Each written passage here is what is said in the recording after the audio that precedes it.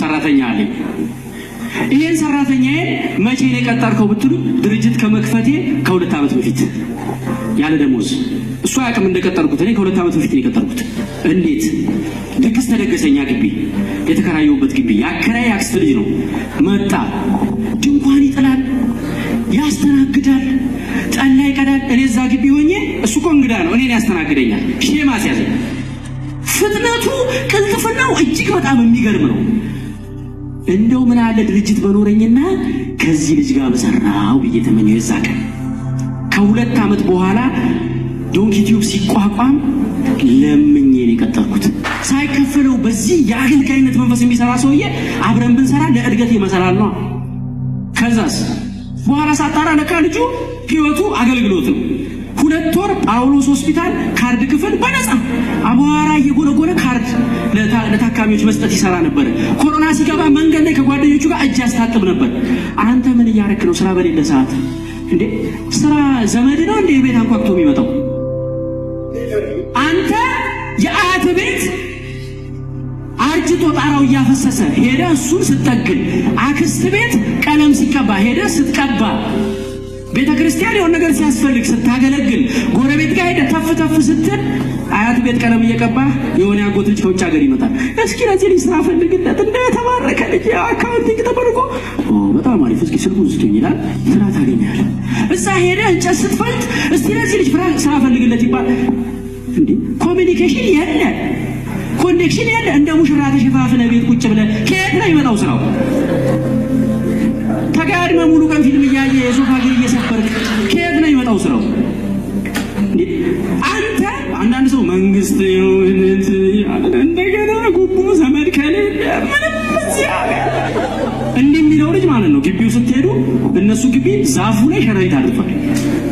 ዛፍ አስቡት እንግዲህ በራቸው ቆርቆሮ እንዲህ ተጣሞ እንደ ሩቅ ገልጠው ነው የምትገባው በሩ እና ስገባ ብርድ ልብሱ ጭቅይት ብሎ በጭቃ የታጠበ መስሎ ሲቪል ያስገባ ሲሄድ ኮሌታው ማስተሻ ነው ይመስለው።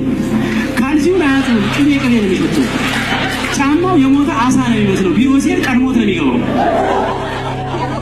ብብቱ እንደወደቀ ደመራ እየጨሰ እንዴት ነው ይሄ ልጅ አሁን ቀጣሪ ጋር ሲቆም ስራ የሚያገኘው? ራስህን ትጠብቃለህ ወይ? መጀመሪያ ወንዝ ወርደህ ቢሆን ልብስህን ታጥባለህ ወይ?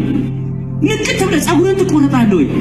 እንዴ መጀመሪያ አንተ ሞራል ኬት ጋር ነው ያለው? መንፈስ አልቀጥርህም። መጀመሪያ አንተ ራስህን ሳትቀጥር እኔ አልቀጥርህም። እንደዚህ ሆነ። በነገራችን ላይ አንተ ራስህ ቀጣሪ ሆነ ከአንተ ጋር ብትገናኙ አንተ ራስህ አንተን አትቀጥረው። ስኬት የምኞት ውጤት አይደለም። ስኬት የአገልግሎት ሽልማት ነው። ተቀጥራችሁ በደሞዛችሁ ደስተኛ ስላልሆናችሁ ሰዎች ደግሞ እንነጋገር። ተቀጥረሃል፣ በደሞዝ ደስተኛ አይደለም። እኔ አንድ ስቴትመንት አለኝ። ጠዋት 2 ሰዓት ተኩል ቢሮ ገብተህ 11 ሰዓት የምትወጣ ከሆነ የዓለማችን ልግበኛ ሰው አንተ ነህ።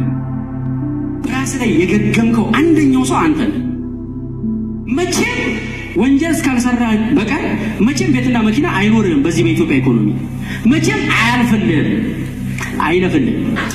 እንዴት ነው 2 ሰዓት ተኩል? በጣም አዝናለሁ። አዲስ አበባ በሀያት በኩል ብትሄዱ፣ በመገናኛ በኩል ብትሄዱ፣ በእንጦጦ በኩል ብትሄዱ ከጠዋቱ 1 ሰዓት እስከ 3 ሰዓት መንገዱ ዝግት ብሎ ታክሲ ውስጥ ከሆንክ የመኪና ጭስ ጠጥተህ ሊያስታውቅህ ደርሶ ነው ቢሮ የምትደርሰው። ተሳፋሪ ከሆንክ ረጅም ሰዓት ተሰልፈ ዝናቡም ወርዶብህ ፀሐዩም ወርዶብህ ረዳት ጮህብህ ሁሉ ነገር አንተ ላይ አልቆ ነው ታክሲ አግኝተህ ቢሮ የምትደርሰው። ስንት ሰዓት ከቤት ወጣ? 1 ሰዓት ከቤት። ማታም 11 ሰዓት ከቢሮ ወይ የፐብሊክ ሰርቪስ እንዳያመልጥህ ወይ ታክሲ እንዳያመልጥህ ወጣ ትወጣለህ። ጭስ ጠጥተህ ደክመህ ነው እቤት የምትደርሰው። ከዛ ያው ጭስ የጠጣ ሰው አስቡት፣ እቤት ስትገባ ወይ ባለው ነገር ይናገራል። ያው ጭሱ በይላታል። ስነ ስርዓት ነው ያዝ። እሺ እኔ እኮ ደክሞኝ ነው መጣው ትላለች። በ6 ወሩ አደገኛ ፍርድ ቤት ነው ማለት እንዴ! እንዴት ነው 2 ሰዓት ተኩል ገብተህ 11 ሰዓት ከቢሮ ወጥተህ ስለ ደሞዝ የምታማርረው? ከባለቤት እኩል ሰርተሃል ወይ? ከባለቤት እኩል አስበሃል ወይ? 12 ሰዓት ከቤት ብትወጣ አዲስ አበባ ላይ መንገዱ ነፃ፣ ረዳት ለምኖ ጋቢናን የሚችል ቀበቶ ታስሮልን የምትሄደው ሴፍቲ ተጠብቆ። ከዛስ ከባልደረቦች ቀድመ ቢሮ ትደርሳለህ። የዕለቱን ስራህን አመቻችተህ እነሱ 3 ሰዓት ስራ ሲጀምሩ አንተ መሃል ላይ ነህ፣ የሞቀ ስራ ላይ ነህ። 11 ሰዓት እነሱ ወጥተው ሲሄዱ አንተ እስከ ምሽቱ 2 ሰዓት አመሽተህ ብትሰራ የነገ ስራህን ገለህ ምሽቱ 2 ሰዓት ስትወጣ መንገዱ ነፃ ነው። አሁንም ረዳቶች ለምነው ነው የሚጭኑ።